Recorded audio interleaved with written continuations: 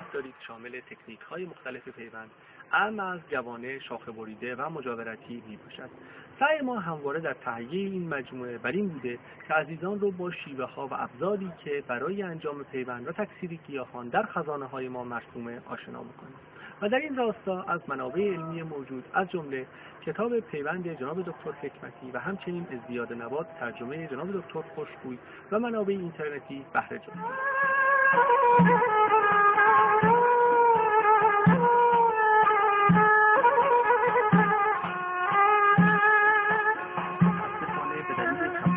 و امکانات اشکالاتی از قبیل ارائه مطالب، تصویربرداری و صداگذاری وجود دارد که بنده از کلیه اساتید محترم، تولید کنندگان بزرگ، دانشجویان عزیز و کلیه شخصیت‌هایی که این مجموعه را می‌بینند خواهشمندم که نظرات، پیشنهادات و انتقادات خود را در جهت بهبود کیفی این مجموعه به آدرس پست الکترونیکی درج شده در روی لوح به ما ارسال دارند تا ما بتوانیم با همکاری هم شاهد توسعه هرچه بیشتر باغبانی در کشور عزیزمان ایران باشیم.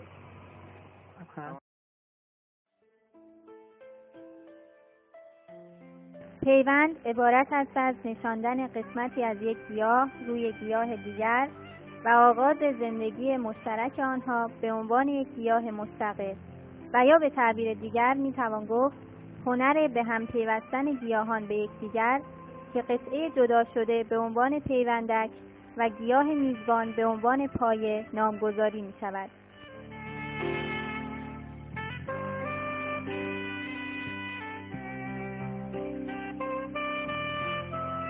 علل پیوند برای جوان نمودن درختان کهن. پیوند بعضی از گیاهان که در خاک و محل معینی نمی‌توانند رشد کنند، اما با پیوند نمودن بر روی پایه‌های مقاوم امکان رشد پیدا می‌کنند. برای زود به بار نشستن درختان میوه با کوتاه کردن دوره نونهالی. برای جلوگیری از نامرغوبی میوه و بالا بردن مقدار محصول از طریق پیوند روی پایه‌های مناسب. وادار نمودن برخی از درختان به باردهی. ازدیاد برخی گونه‌های گیاهی که از طریق جنسی به راحتی قابل تکثیر نیستند.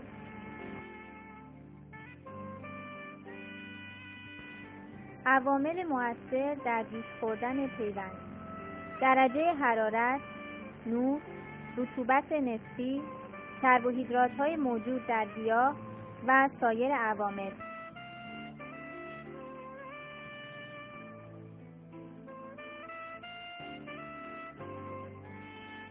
عمل پیوند بیشتر در بین ارقام مختلف یک جنس و در بعضی موارد در جنس‌های مختلف یک خانواده صورت می‌گیرد.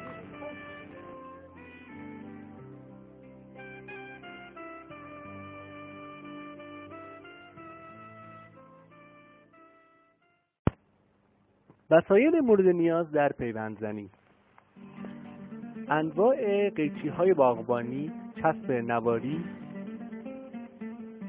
چاقوهای پیوندزنی، کاتر، تیغه‌های کاتر، چاقوهای دو تیغه یا دو سر، اره، چسب پیوند. اما برای بستن محل پیوند، خصوصا پیوندهای جوانه، از نوارهای نایلونی یا پلاستیکی استفاده می‌کنید. شما میتونید گونی‌های نایلونی رو از بازار خریداری کرده و در عرض 2 سانت و طول 10 الی 15 سانت رو قطع کنید. سعی کنید از نایلون‌هایی خرید بکنید که از مواد نو باشه و به راحتی کشیده بشه.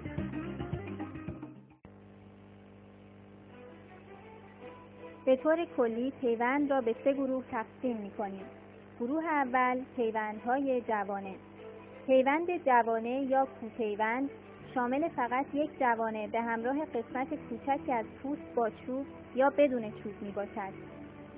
اما زمان پیوند جوانه ارتباط تنگاتنگ به فعال بودن گیاه و به طور کلی تابع شرایط محیطی و درجه حرارت است و ممکن است در مناطق گرمسیری گیاه زودتر شروع به حرکت کرده و دیرتر به خواب رود و در مناطق سردسیر عکس این برقرار باشد.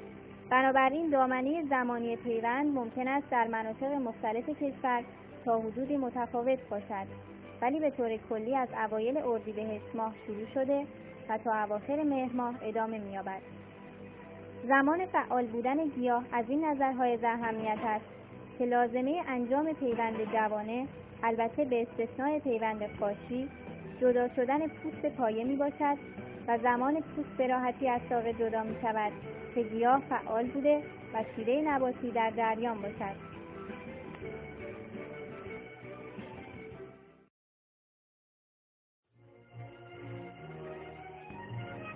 برای تهیه پیوندک رعایت نکات زیر ضروری است. 1. پیوندک را از درخت مادری انتخاب بکنیم که سالم بوده و عاری از آفات و بیماری ها باشد. 2. پیوندک را از شاخه های جوان 6 ماهه تا 1 ساله انتخاب کنیم. 3. بعد از انتخاب و قطع شاخه سریعا برگ‌ها را تا نزدیک دنبرگ حذف کنیم. 4. حتی الامکان سعی کنیم که در همان روز پیوند در صبح زود پیوندک را تهیه کنیم. در غیر این صورت شاخه ها را در کیسه یا گونی مرطوب و یا در لابلای کاغذ روزنامه مرطوب به دور از نور آفتاب برای مدتی می توانیم نگهداری کنیم. پیوند جوانه تی یا کوپیوند شکمی، محافظتی و سپری. پیوند شکمی یا تی یکی از مهمترین پیوندهای جوانه است که پیوندک ما به 2 شکل از رو شاخه جدا میشه. در طریقه اول ابتدا شما شاخه را در دست بگیرید، برعکس قرار بدید، محل جدا شدن جوانه رو شاخه را مشخص بکنید. سپس یک برش عرضی با استفاده از چاقوی تیز یا کاتر در پایین تر از پیوندک ایجاد بکنید، در پایین تر از جوانه. سپس 2 برش طولی در امتداد جوانه و در 2 طرف به سمت پایین، طوری که برش عرضی رو قطع بکنن. به آرامی این کار رو انجام بدید، بافت پوست آسیب نرسونید. سپس پیوندک رو از رو شاخه جدا میکنیم. پیوندک رو از رو شاخه جدا کردیم، محل بجا مانده از پیوندک رو شاخه کاملا مشخصه. اما طریق دیگر جدا کردن پیوندکیه که جوانه به همراه پوست و چوب باشه که با استفاده از کاتر باز یک برش عرضی در پایین تر از جوانه ایجاد کرده. سپس کاتر رو از بالای جوانه 2 سانت بالاتر به آرامی به سمت پایین به شکل اوریب یک برشی ایجاد میکنید. در این نوع پیوندک ما به همراه چوب جدا شده. اما اگر چوب برجسته باشه و مانع از قرار گرفتن پیوندک ما رو پایه بشه، چوب اضافه رو از رو پیوندک حذف میکنیم. بله، به این شکل ایجاد کردیم. اما 2 نوع پیوندکی که جدا کردیم، پیوندک اول شامل جوانه و پوست که مشخصه، بله، محل آوندها در زیر پیوندک مشخصه. اما پیوندک دوم شامل جوانه، پوست و بخشی از چوبه که در اینجا میبینید. بله، 2 نوع پیوندک در کنار هم مشخصه. اما برشی رو که رو پایه باید ایجاد بکنیم. ابتدا یک برش عرضی با استفاده از چاقو، یک برش نیم دایره ایجاد بکنید. سپس در وسط برش یک برش طولی به سمت پایین که دقیقاً شبیه حرف تیه شکل برش ما، و 2 سمت شکاف رو باز بکنید. بله، و در نهایت پیوندک رو به آرامی درون شکاف قرار بدید. به این شکل که انجام میدیم از سمت بالا به پایین، و با نایلونی که قبلا آماده کردیم محل پیوند رو محکم ببندید. نایلون رو دولا بکنید، از پایین تر از محل پیوند شروع بکنید. خوب نایلون رو کش بیارید و محکم ببندید محل پیوند رو از زیر جوانه و از روی جوانه عبور بدید. دقت بکنید که نایلونی که از روی جوانه عبور میدید به بافت جوانه آسیبی نرسونه. اما سعی بکنید که دنبرگ رو در بیرون از نایلون قرار بدید، چون دنبرگ بعد مدتی میپوسه و از پیوندک جدا میشه. و در نهایت نایلون رو گره بزنید. 2 الی 3 هفته بعد از اینکه نایلون رو باز کردید، محل پیوند پینه بسته باشه شما میتونید در پیوند بهاره پایتون رو سربرداری بکنید. یک برشی رو به شکل اریب ایجاد بکنید، حداقل 3 سانت بالاتر از جوانه شیب برشتون پشت به جوانه باشه. معمولاً در 2 فصل از سال عمل پیوند جوانه انجام می شود. 1. پیوند بهاره که در شروع فصل رشد گیاه می باشد و تقریباً از اوایل اردیبهشت تا اواخر خرداد ادامه دارد. 2. پیوند پاییزه یا خواب که در پایان فصل رشد گیاه انجام می شود و بیشتر در اواخر تابستان و اوایل پاییز می باشد و تفاوت آن با پیوند بهاره در این است که در بهار 2 الی 3 هفته بعد از عمل پیوند سربرداری پایه انجام شده و پیوندک فرصت جوانه زدن و رشد را پیدا خواهد کرد. اما در پیوند پاییزه پیوندک فصول پاییز و زمستان را در خواب به سر میبرد و در بهار سال آینده بعد از سربرداری پایه به پیوندک اجازه رشد و نمو داده می شود.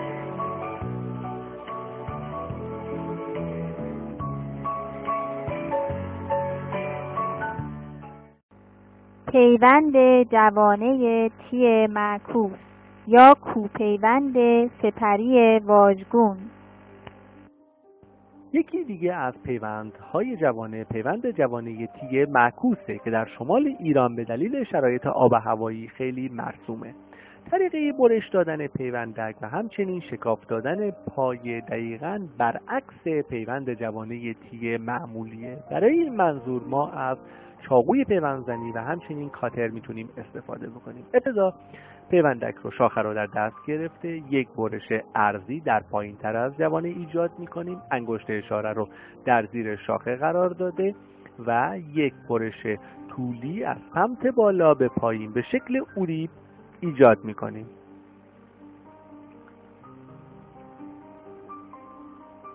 بله، دوباره این کار رو انجام میدیم.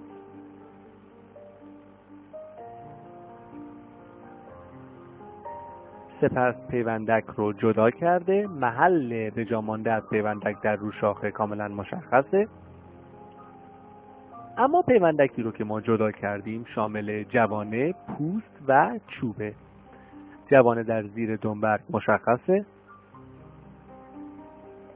اما اگر چوبی که به همراه پیوندک جدا شده برجسته باشه و مانع از مماس شدن لایه زاینده پیوندک رو لایه زاینده پایه بشه، ما باید بخش اضافه‌ای از چوب رو حذف بکنیم. بله، در اینجا دوباره جوانه مشخصه، پیوندک ما به شکل هلالی در نوک پیوندک و بخشی از چوب اضافه رو حذف میکنیم.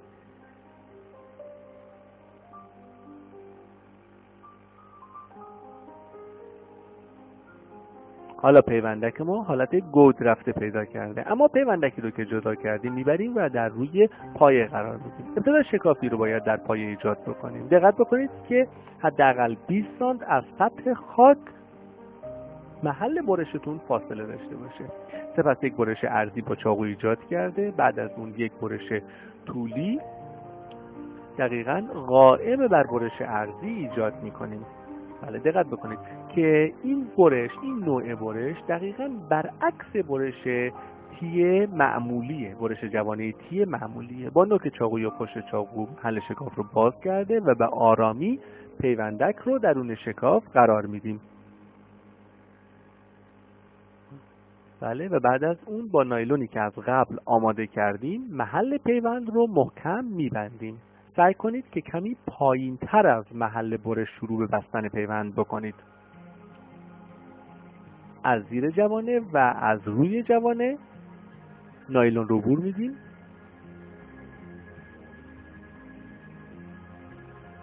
بله، و در نهایت پیوند رو گره میزنیم. کار پیوند انجام شد. 2 الی 3 هفته بعد از پیوند زدن نایلون رو باز بکنید. اگر محل پیوند خوب پینه بسته باشه شما میتونید در پیوند بهاره حداقل 3 سانت بالاتر از محل پیوند رو پایه رو قطع بکنید، نرک رو سربرداری بکنید به شکل اریب. دقت بکنید که شیب برشتون پشت به جوانه باشه.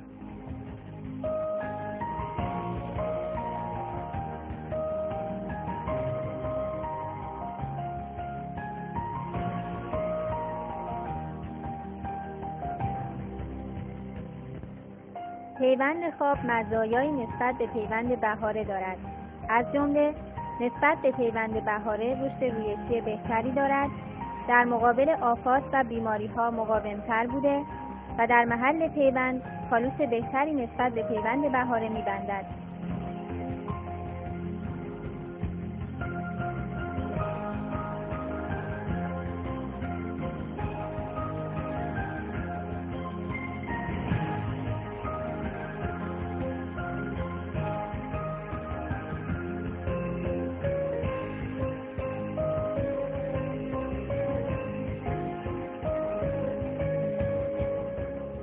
پیوند جوانه وصله‌ای. پیوند جوانه وصله‌ای یا پچ بادینگ به این شکله که بخشی از پوست پایه رو جدا می‌کنین و پیوندک رو همونطور که از نامش پیداست مانند وصله‌ای در روی بخش جدا شده قرار میدید. طریق عملیات به این شکله که شما نیاز به چاقوهای 2 تیغه یا 2 سر برای جدا کردن پیوندک و همچنین برش دادن پایه دارید. ابتدا پیوندک رو جوانه‌ای رو که می‌خواید جدا بکنید مد نظر قرار داده با چاقوی 2 سری که عرض بیشتر داره بالا و پایین پیوندک رو 2 برش عرضی میدید. سپس این محل برش ها مشخصه. سپس با چاقوی 2 سر کم عرض‌تر در امتداد پیوندک 2 برش طولی در سمت چپ و راست پیوندک ایجاد میکنید که برش های عرضی رو قطع بکنه. دقیقاً به این شکلی که من انجام میدم. با آرام این کار رو انجام بدید. سپس با چاقوی پیوندزنی پیوندکتون رو از روی شاخه جدا بکنید. دقت بکنید به بافت پیوندک آسیبی نرسونید. پیوندک رو جدا میکنیم. بله، محل جدا شده پیوندک در روی شاخه کاملا مشخصه.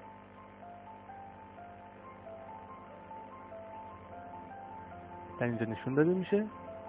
اما پیوندکی رو که جدا کردید باید ببریم و در روی پایه قرار بدیم. دقت بکنید که دقیقاً ما باید به اندازه پیوندک بخشی از پوست پایه رو جدا بکنیم. برای این منظور باز از چاقوهای 2 سر در اندازه‌های مختلف استفاده می‌کنیم که دقیقاً پوست جدا شده به اندازه پیوندک ما باشه. بله، 2 برش عرضی در بالا و پایین، سپس 2 برش طولی در سمت چپ و راست. یک تراشه‌ای مانند مستطیل رو از سطح ساق از سطح پوست جدا می‌کنیم. با چاقوی پیوندزنی با آرامی این کار انجام میشه.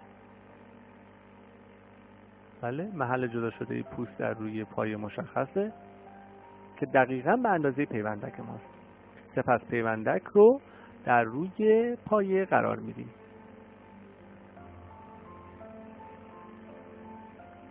دقیقاً پیوندک ما به اندازه بخش جدا شده پوسته. و بعد با نایلونی که از قبل آماده کردیم محل پیوند رو میبندیم.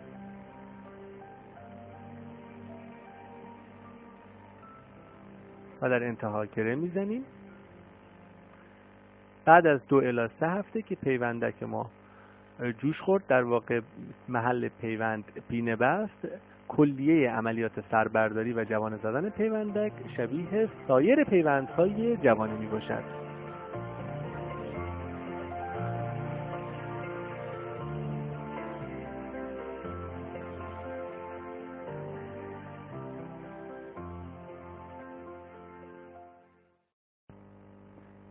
پیوند جوانه آی. پیوند جوانه آی دقیقاً شبیه پیوند جوانه وصله‌ای با این تفاوت که شکافی رو به شکل آی در رو پایه ایجاد کرده و پیوندک رو درون شکاف قرار میدیم.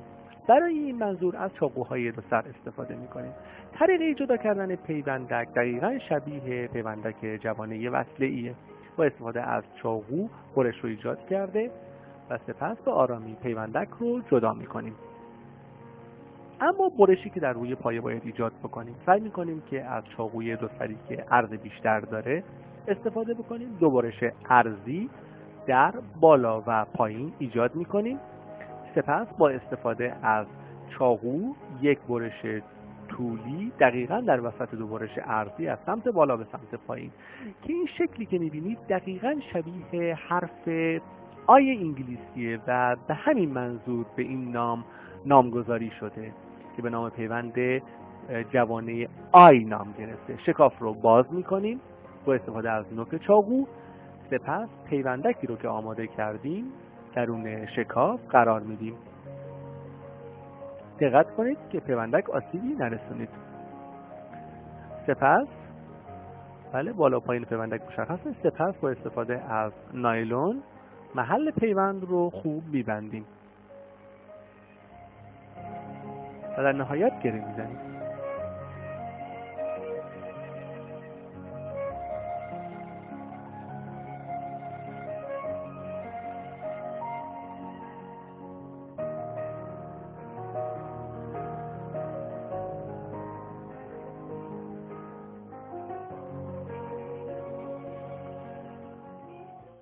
پیوند جوانه لوله‌ای میانی و انتهایی. پیوند جوانه لوله‌ای میانی و لوله‌ای انتهایی مثل سایر پیوندهای جوانه است که برای این کار ما نیاز به چاقوهای دو سر داریم. به این شکل پیوند لوله‌ای میانی پیوندک در وسط پایه قرار میگیره، اما در پیوند لوله‌ای انتهایی انتهای پایه خط میشه و پیوندک رو در انتها قرار میدیم. شاخه‌ای که میخواین ازش پیوندک تهیه کنید رو دست قرار بدید. پیوندک رو جوانه رو مشخص بکنید. سپس با چاقوی دو سر عریض‌تر دو برش در بالا و پایین جوانه به شکل دایره کامل که دور تا دور ساقه رو در بر بگیره ایجاد بکنید. ببینید برش هایی که در دست منه کاملا مشخصه.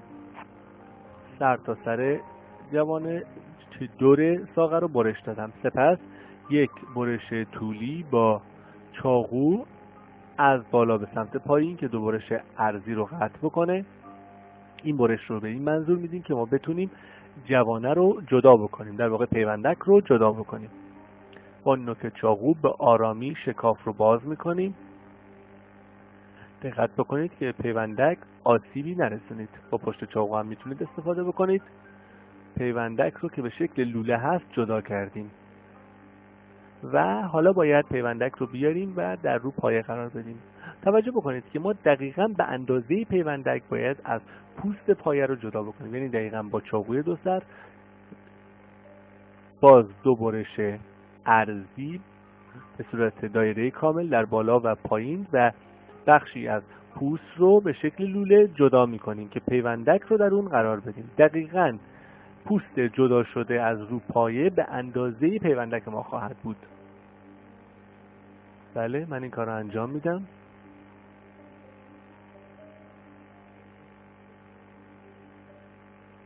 محل جدا شده کاملا مشخصه. بله، در اینجا قرار داشت. از رو پایه برداشتیم پوست رو، حالا پیوندک رو در اون محل قرار میدیم. توجه بکنید پیوندک ما سر تا سر محل برش داده شده رو پوشاند و بعد از اون مثل سایر پیوندهای جوانه با نایلونی که از قبل آماده کردیم محل پیوند رو میبندیم و گره میزنیم و به این نوع پیوند جوانه پیوند لوله‌ای میانی اطلاق میشه. اما بعد از این پیوند لوله‌ای انتهایی داریم که گیاه از بالا سربرداری میشه، پایه مد نظر ما.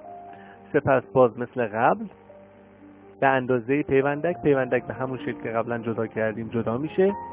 پایه به اندازه پیوندک از پوستش برداشته میشه و پیوندک در محل به جا مانده از پایه قرار میگیره.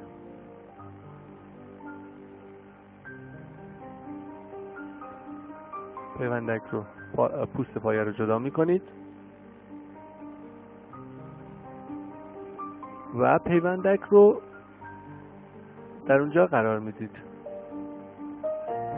و به این نوع پیوند سپس اون رو با چسب میبندیم و به این نوع پیوند جوانه لوله‌ای انتهایی اطلاق میشه.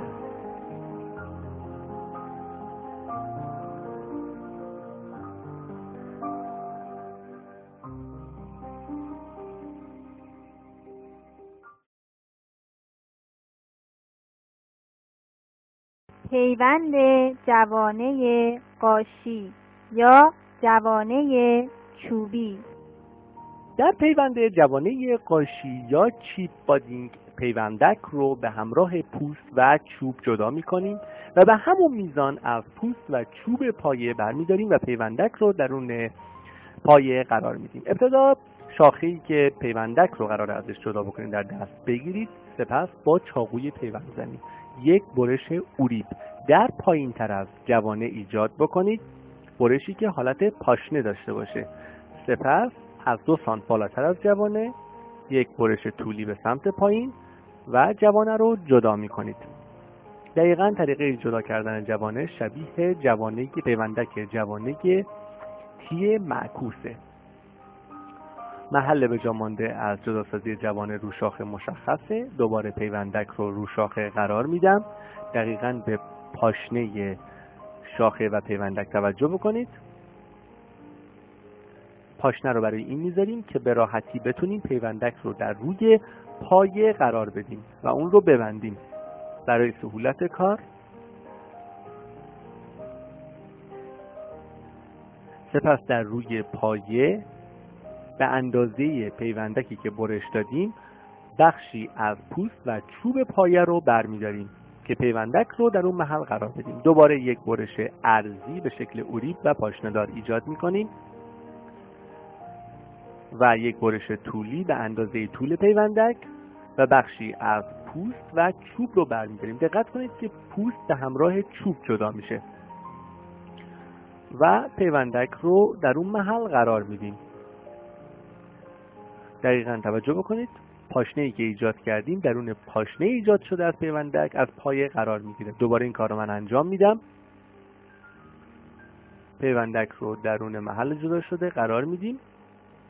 اگر پایه‌تون قطورتر از پیوندک باشه، یعنی پیوندک همپوشانی با پایه نداشته باشه، شما میتونید پیوندک رو در یک بخش پایه در یک طرف پوست پایه قرار بدید که لایه زاینده پیوندک روی لایه زاینده پایه مماس باشه و بافت آوندی تشکیل بشه. سپس با نایلون محل پیوند رو میبندید. توجه بکنید که نایلون رو از روی جوانه عبور ندید، زیرا پیوند جوانه قاشی از جمله پیوندهای جوانه است که بعد از سربرداری پایه نایلون رو باز نمی کنیم. ابتدا اجازه میدیم که پیوندک جوانه بزنه و بعد از مدتی که مطمئن شدیم محل پیوند کاملا پینه بسته و ارتباط آوندی پایه و پیوندک برقرار شده، نایلون رو باز می کنیم.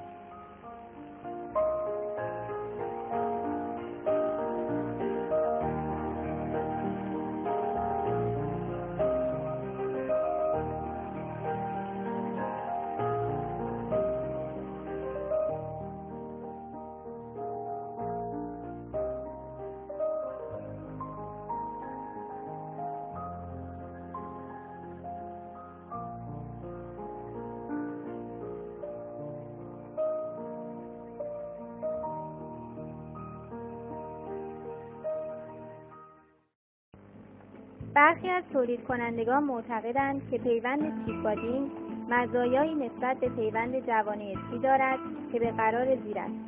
1. در دامنه زمانی بیشتری میتوان عمل پیوند را انجام داد. 2. به دست آوردن درصد بالای موفقیت در این نوع پیوند در برخی از گیاهان. 3. کاهش خطرات آلودگی بیماری‌ها در پیوند قارچی، زیرا اگر سطح جوانه پیوندک حاوی اسپور قارچ بیماریزا باشد، در زیر پوست قرار نمیگیرد و با چمپاشی میتوان آن را مهار کرد. 4. گیاهی که از این طریق پیوند شده باشد در مقابل سرما مقاوم‌تر میباشد. 5. پیوند قارچی موجب یک نواختی بیشتر و رشد قوی‌تر نهال پیوندی میگردد.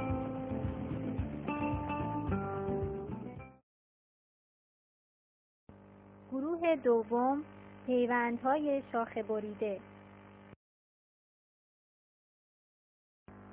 پیوند اسکنه یا شکافی.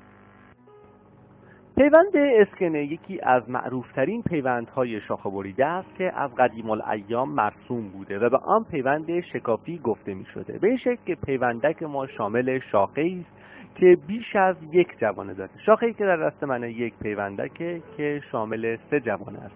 شاخه را در دست میگیرید، انگشت اشاره رو در ابتدا در پایین شاخه قرار بدید. با استفاده از کاتر یا چاقو میتونید 2 برش در پایین پیوندکتون ایجاد بکنید، به این شکلی که بنده ایجاد میکنم.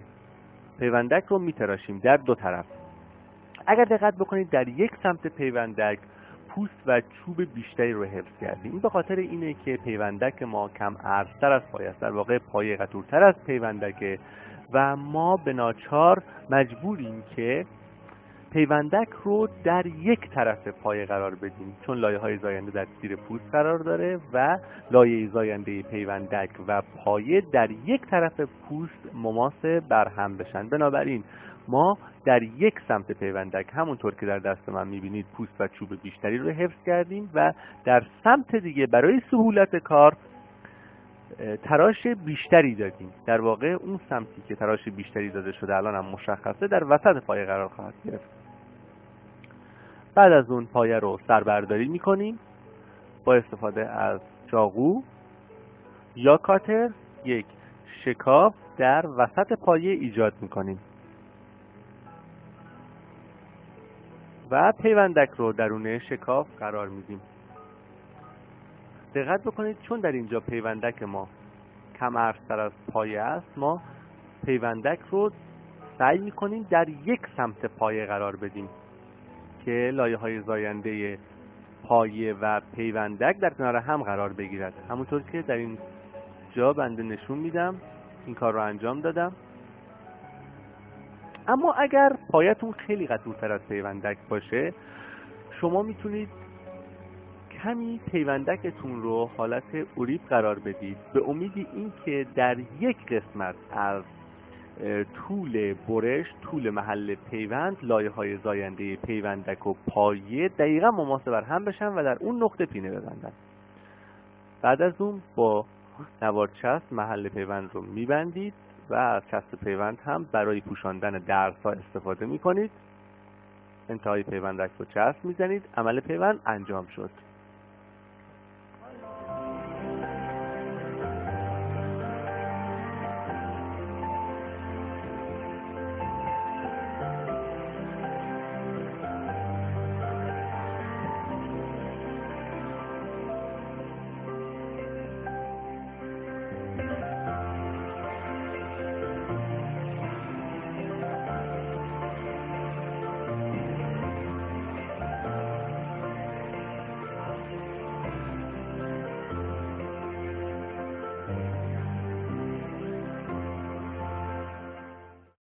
پیوند ترصیعی یا پیوند برشی.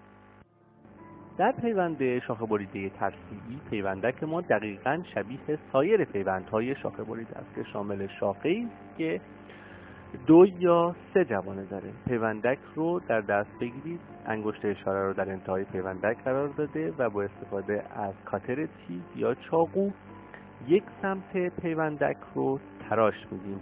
سپس 2 لبه تراش داده شده پیوندک رو تیز میکنیم طوری که نوک پیوندک ما تیز بشه، در واقع شکل وی به خودش بگیره.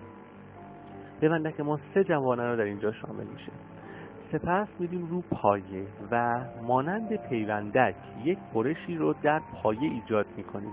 دقیقاً 2 برش در 2 طرف که باز به شکل وی انگلیسی تیکه‌ای رو از رو پایه جدا کردیم. دوباره تیکه رو بله در رسم میبینید رو پایه میذارم، محل جدا شده پوست و چوب کاملا مشخصه. سپس پیوندکی رو که آماده کردیم در محل برش قرار میدید. دقت بکنید که پیوندکتون دقیقاً اندازه پایه برش داده شده باشه و بعد با نوار چسب محل پیوند رو خوب میبندیم و در انتها با چسب پیوند محل درس ها رو میپوشونیم. عملیات پیوند تموم شد.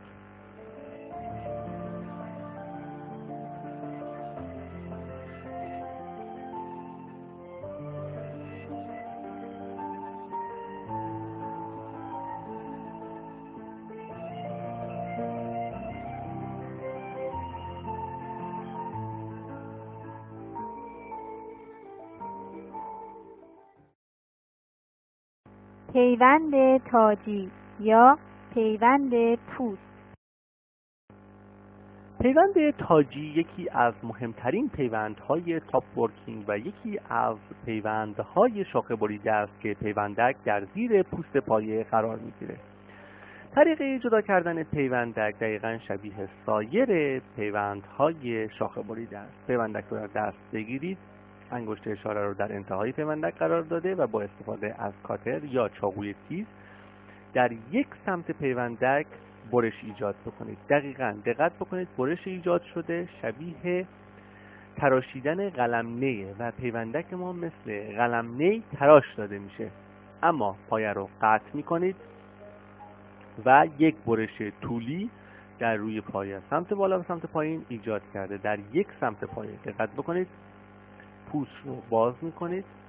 توجه بکنید که لازمه انجام این پیوند جدا شدن پوست پایه است. یعنی در زمانی ما میتونیم این پیوند رو انجام بدیم که گیاه ما فعال باشه و پوست به راحتی جدا بشه. پیوندکی رو که آماده کردیم در زیر پوست قرار میدیم. سپس با استفاده از نایلون یا اینکه نخ فرق نمیکنه محل پیوند رو میبندیم. دقت بکنید که نایلون رو اگر قطر پایتون زیاد نباشه نایلون رو از رو سطح قطع شده پایه عبور بدید که آب نفوذ نکنه در محل پیوند. سپس از پایین محل پیوند گره میزنید.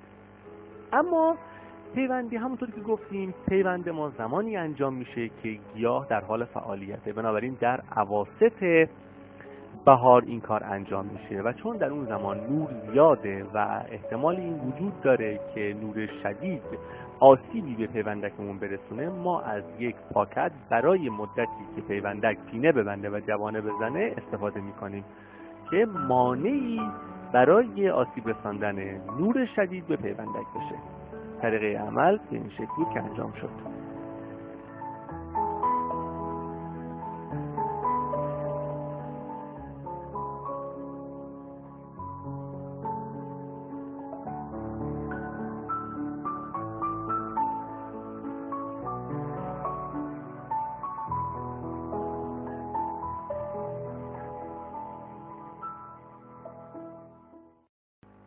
پیوند نیمانیم ساده. یکی دیگه از پیوندهای شاخه بریده پیوند نیمانیم ساده یا انگلیسیه که پایه و پیوندک هم قطر هم بوده و دقیقاً روی یکدیگر منطبق میشوند. پیوندکی رو که میخواین انتخاب کنید ابتدا شاخه رو در دست میگیرید و یک سمت پیوندک رو تراش میدیم و دقیقاً به شکل اوریب تیز میکنیم. همین کاری رو که بنده اینجا انجام دادم. شیب برش کاملا مشخصه و پیوندک من نیز شامل 2 یا 3 جوانه است. 3 جوانه داره. سپس پایه رو برش میدید، پایه رو قطع میکنید از وسط. دقیقاً بخش قطع شده بالایی پایه رو دوباره منطبق میکنم روی پایه مشخصه. سپس پیوندکی رو که آماده کردم باید ببرم و روی پایه قرار بدم. دقت بکنید که پوست پیوندک کاملا منطبق بر پوست پایه باشه. اگر پیوندکتون کم عرض‌تر از پایه باشه شما باید پیوندک رو در یک سمت پایه قرار بدید و بعد اون رو با چسب نواری میبندیم. و ایرادی که پیوند نیمانیم ساده داره اینه که رو پایه سر میخوره که در نیمانیم شکافدار این مشکل مرتفع میشه. پیوند زبانه‌ای یا پیوند نیمانیم شکافدار. پیوند زبانه‌ای یا نیمانیم شکافدار دقیقاً شبیه پیوند نیمانیم ساده است، با این تفاوت که ما در پایه و پیوندک شکافی رو به شکل زبانه ایجاد میکنیم. با استفاده از کاتر شکافی رو در رو پیوندک ایجاد میکنیم. سعی کنید از سطح فوقانی پیوندک شکافی رو به سمت داخل ایجاد بکنید. محل شکاف و برش مشخصه، میبینید.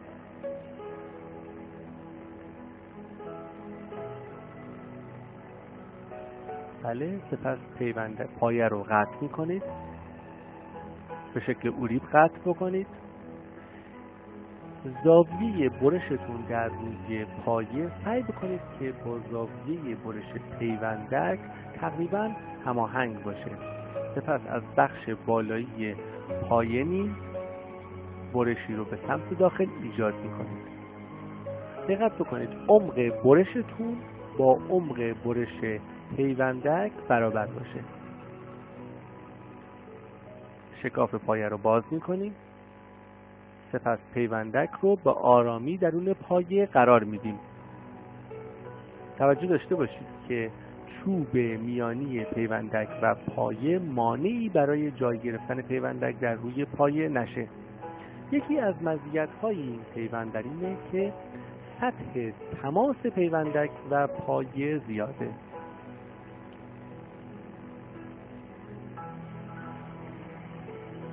در نهایت با چسب نواری محل پیوند رو میبندیم.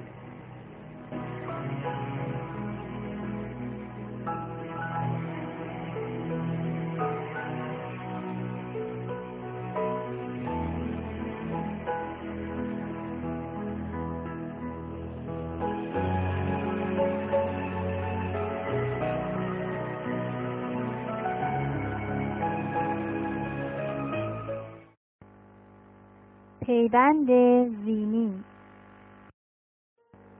در پیوند زینی ما برشی رو به شکل 7 ایجاد میکنیم و بخشی از پوست و چوب رو از رو پیوندک جدا میکنیم. دقیقا به این شکل در دست من میبینید محل گود رفته‌ای در رو پیوندک ایجاد شده به شکل 7. اما برشی رو که باید در رو پایه ایجاد کنیم باز برعکس برشی است که رو پیوندک ایجاد کردیم و پایه ما حالت برجسته پیدا کرده. پیوندک رو در رو پایه قرار میدیم. دقیقاً پیوندک منطبق بر پایه است، یعنی لایه های زاینده پیوندک بر روی لایه زاینده پایه انطباق داره. سپس با چسب نواری محل پیوند رو میبندیم.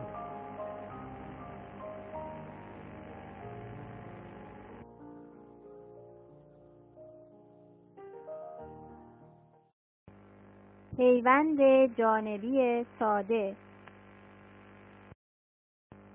پیوند شاخه بریده جانبی یکی از پیوندهایی است که در دنیا برای پیوند سوزنی برگان کاربرد فراوان داره. بدین منظور ما نیز سوزنی برگی رو در اینجا انتخاب کردیم و عمل پیوند رو اون انجام میدیم. سوزنی برگی انتخاب شده پیسا پونجنز یا نوئل آبیه که روی پیسا آبیس یا نوئل سبز پیوند میشه. پیوندک باید بین 7.5 الی 12 سانتی متر طول داشته باشه و از 3 جوانه در انتهای پیوندک تشکیل بشه. پیوندک رو برعکس در دست میگیرین. با استفاده از چاقوی تیز یا کاتر برگ‌های سوزنی پایین پیوندک رو حذف میکنید به طول 3 الی 4 سانتی متر. سپس برشی رو در رو پیوندک ایجاد میکنید. دقت بکنید که عمق برشتون بیش از نصف قطر پایه نباشه. به این شکل میبینید برش رو ایجاد میکنیم. سعی کنید که به بافت پوست پیوندک آسیب نرسونید. برگ‌ها رو حذف کردیم و پیوندک رو به این شکل میبینید میبریم و در رو پایه قرار میدیم. دقت بکنید که محل برشتون رو بندها یا گره ها نباشه. سپس یک برش عرضی به شکل زبانه در پایین ایجاد بکنید و یک برش طولی به اندازه طول برش پیوندکتون از سمت بالا به سمت پایین و بخشی از پوست و چوب رو برمی‌دارید. در نهایت پیوندک رو میبریم و در روی پایه قرار میدیم. توجه بکنید اگر پایه قطورتر از پیوندک باشه و پیوندک همپوشانی رو پایه نداشته باشه شما باید سعی بکنید که پیوندک رو در یک سمت پایه قرار بدید، یا در سمت راست و یا در سمت چپ که لایه های زاینده پایه و پیوندک در یک سمت روی همدیگه مماس بشن که ما در اینجا در سمت راست پایه قرار میدیم. دقت بکنید که پاشنه‌ای که برای پیوندک ایجاد کردیم دقیقاً درون پاشنه پایه قرار گرفته و در نهایت با استفاده از چسب نواری محل پیوند رو میبندیم و محل درس ها رو با چسب پیوند می‌پوشونیم.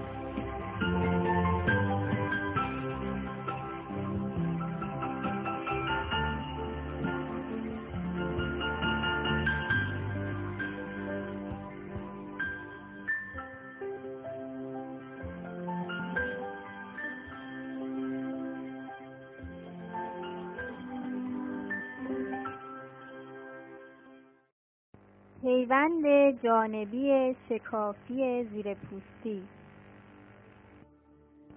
پیوند جانبی شکافی یکی از پیوندهایی است که ما برشی رو در روی پایه ایجاد می‌کنیم و پیوندک رو درون برش قرار میدیم. گیاهی رو که بدین منظور انتخاب کردیم سدروس آتلانتیک یا سدر اطلس آبیه که در روی سدروس دئودورا پیوند میشه. شاخه را در دست میگیرید، شاخه‌های اضافه را حذف میکنید، سپس برشی رو در یک سمت پیوندک ایجاد کرده پیوندک رو برگردونید، در پشت پیوندک نیز برشی رو ایجاد کنید. توجه بکنید که این نوع برش دادن پیوندک تقریبا شبیه به پیوند شاخه بریده اسکن است. اما در روی پایه برشی رو به سمت داخل ایجاد کرده، این برش شامل پوست و چوب میشه. توجه بکنید که برشتون بیش از 1/3 قطر پایه به سمت داخل پیشروی نداشته باشه. پیوندک رو به آرامی درون برش قرار میدید. بله، همین کار رو انجام دادیم. طرز قرار گرفتن پیوندک درون پایه و در اینجا چون پایه قطورتر از پیوندک بوده، باز مثل سابق پیوندک رو در یک سمت پایه قرار دادیم و در نهایت با چسب نواری محل پیوند رو میبندیم.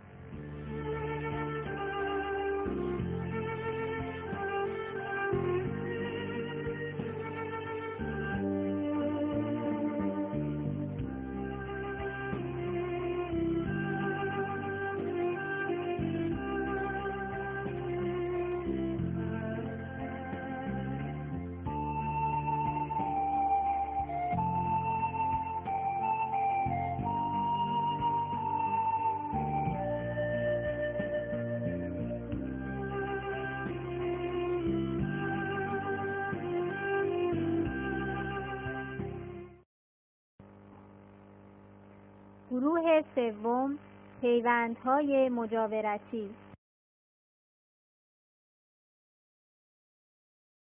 پیوند مجاورتی ساده.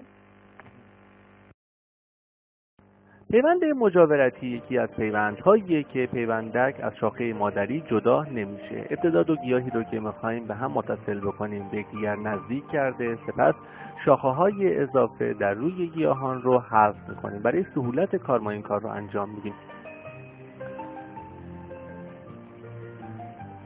گیاهان رو به هم نزدیک کرده، محلی رو که میخوایم برش بدیم و به هم اتصال داده بشه مشخص میکنیم. سپس با استفاده از چاقوی تیز یا کاتر بخشی از پوست و چوب گیاهان رو برمی‌داریم که لایه‌های زاینده مشخص بشه و لایه‌های زاینده به سهولت روی یکدیگر قرار بگیره. و دو گیاه رو به هم نزدیک کرده، با استفاده از چسب نواری محل پیوند رو محکم می‌بندیم. دقت بکنید که شاخه‌ها از محل مورد نظر خارج نشه در حین بستن. خوب می‌بندیم. بعد از یک فصل رشد یا در بعضی گیاهان 2 فصل رشد طول می‌کشه که محل پیوند پینه ببنده، اتصال آوندی ایجاد بشه. سپس ما گیاهی رو که به عنوان پایه در نظر گرفتیم از بالاتر از محل پیوند سربرداری می‌کنیم و بعد گیاهی رو که به عنوان پیوندک در نظر گرفتیم از پایین‌تر از محل پیوند شاخه رو قطع می‌کنیم. سپس این دو گیاه به هم ملحق شده و یک گیاه مستقلی رو تشکیل میدن.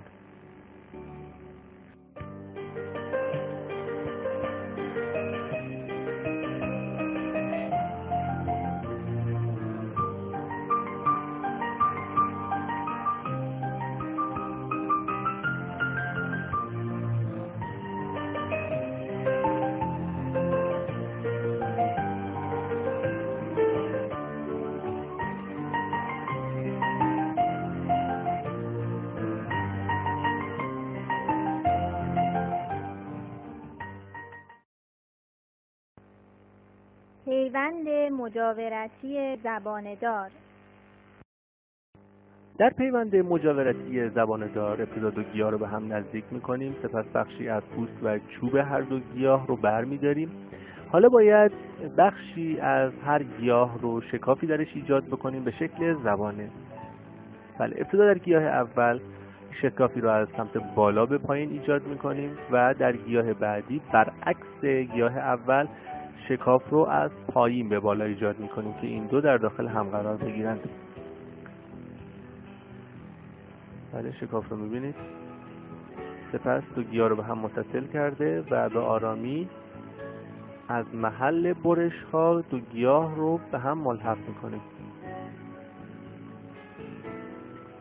بله، به این شکل کار انجام میشه. در پیوند زبانی سطح تماس محل پیوند بین پایه و پیوندک خیلی زیاده و با چسب نواری محل پیوند رو میبندیم. عمل پیوند انجام شد، اما بعد از جوش خوردن پیوند گیاهی رو که به عنوان پایه مد نظر ماست از رو سربرداری میکنیم از بالاتر از محل پیوند. سپس گیاه بعدی رو که به عنوان پیوندک در نظر گرفتیم از پایین تر از محل پیوند شاخه رو قطع میکنیم. اما پایه و پیوندک در اینجا روی هم قرار گرفته و گیاه مستقلی رو تشکیل میدن.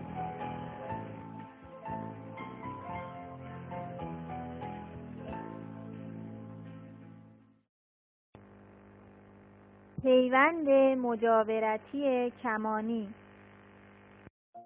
در پیوند مجاورتی کمانی گیاهی که به عنوان پایه ما در نظر گرفته میشه سربرداری میکنیم، به شکل کمان تیز میکنیم.